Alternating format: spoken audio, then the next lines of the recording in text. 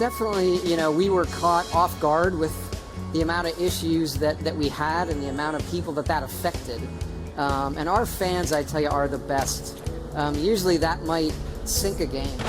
And we're blessed and lucky enough to have fans that say, we love this, we're going to support you. This game sucks. This game sucks. Why are you playing this? It sucks. This game's horrible. This game sucks. It's horrible. This game's terrible.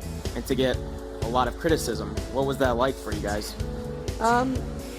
It's definitely hard. It's a game that we love. It's something different, and we missed the mark on a number of things. So yeah, I think it's important as a creator that you listen to that feedback that comes with it. We've gotten great stuff in the past, and our fans are very, very passionate. And obviously, it means a lot to us. So it's, hey, what do we need to do? We're not gonna go away. We're passionate about the game and where it's headed, and want to do right by everybody who bought it.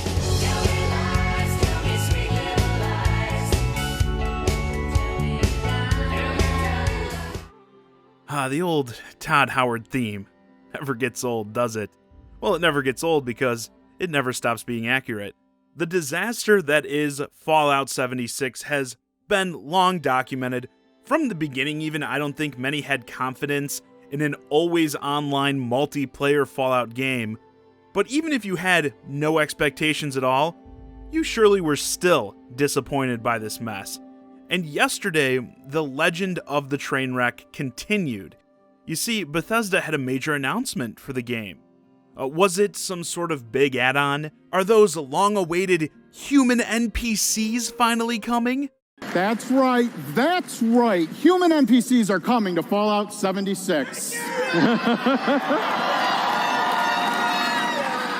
No, those have been delayed till at least next year. So what was it?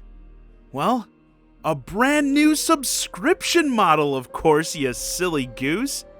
For a modest $13 a month, or if you want to go for the big savings, a mere $100 for the year, you can subscribe to Fallout First, an exclusive membership for Fallout 76 players. Yeah, this is a real thing.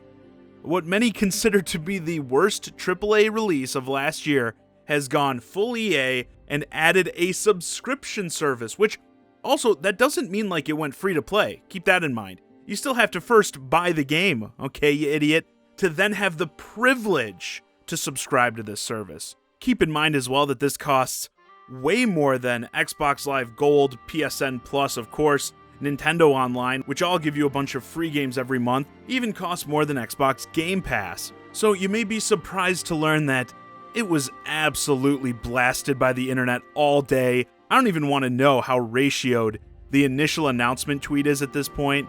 Countless YouTubers have already made videos criticizing it, of course. I have to as well. Come on, guys, it's a living. But let's not be so quick to judge. Let's take a look at what you actually get with this subscription. Let's start with the big one, private worlds. The community has been asking for the ability to play in private worlds since before the launch of Fallout 76, and we're very excited to announce that they are coming to the game with Fallout First.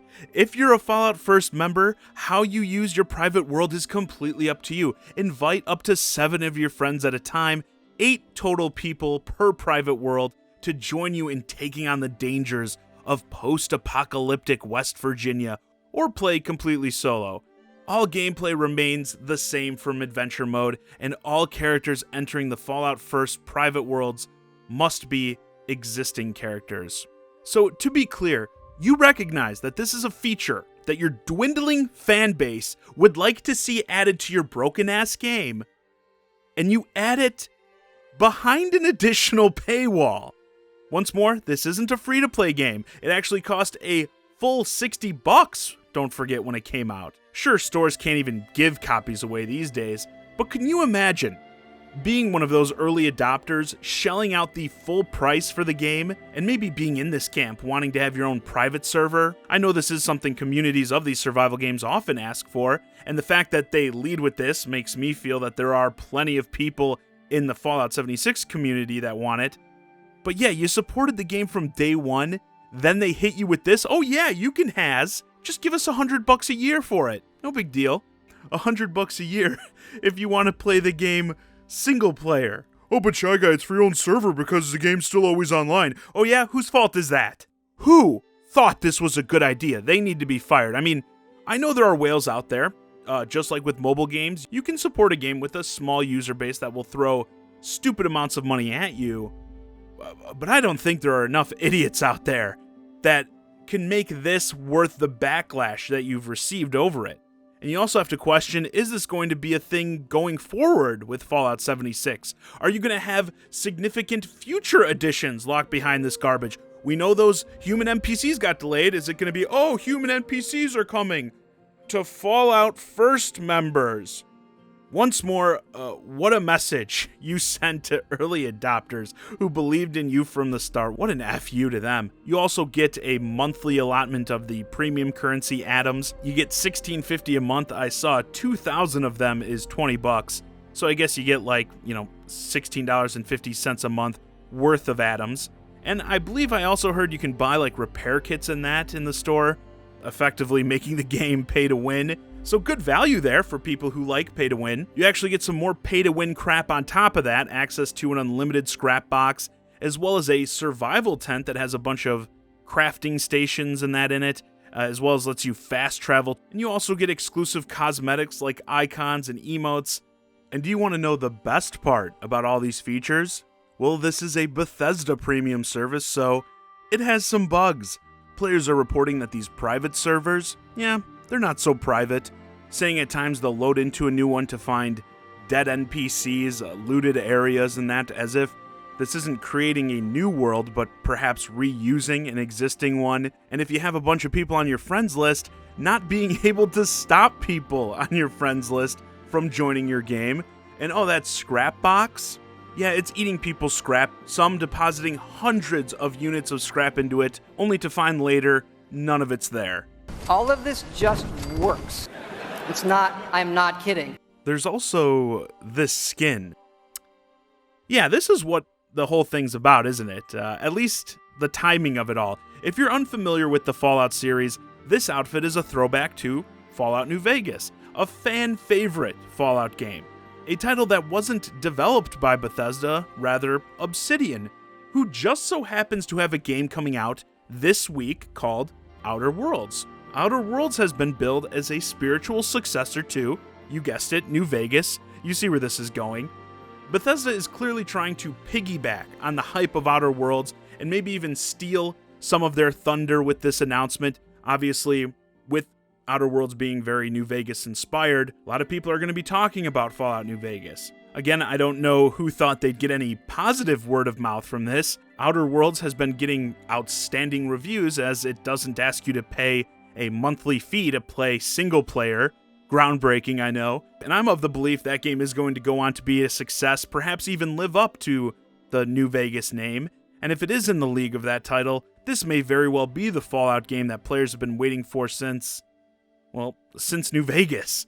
At the end of the day, I don't think Bethesda has done anything here but shoot themselves in the foot. They would have been better off letting Fallout 76 just fade away into obscurity. Just hang on to the 5 or 6 people who are still playing it and be happy you have that. But no, they had to push it, didn't they? And now this game is going to be remembered as an even bigger disaster, which I wouldn't have even thought was possible before this. I really feel these recent actions could end up even hurting future releases by Bethesda. I mean, they have massive titles in the pipe like Starfield and Elder Scrolls 6, and while I'm not saying this is going to kill those games or anything, I think if they continue down this path, they are going to make even longtime fans who buy all their crap perhaps hesitant to immediately jump on board with those upcoming games. Like, how do I know they aren't going to pull this shit with those games? Add some ridiculous subscription fee in months later. Yeah, I definitely think Fallout 76 is costing them way more in the long run than they think it is. Bethesda, get your heads out of your asses, guys. Anyway, with that, this video's a wrap. Let me know your thoughts on Fallout 76's new subscription model in the comments. Are you currently getting your credit card ready? Hey guys, I hope you enjoyed this discussion of Fallout 76's new subscription plan. If you're new to the channel, please consider subscribing, and if you want to keep the conversation going, hit me up on Twitter at Johnny Zakari, and join my Discord, ChiGuy and Friends, link to both in the description below. And as always, thanks for watching.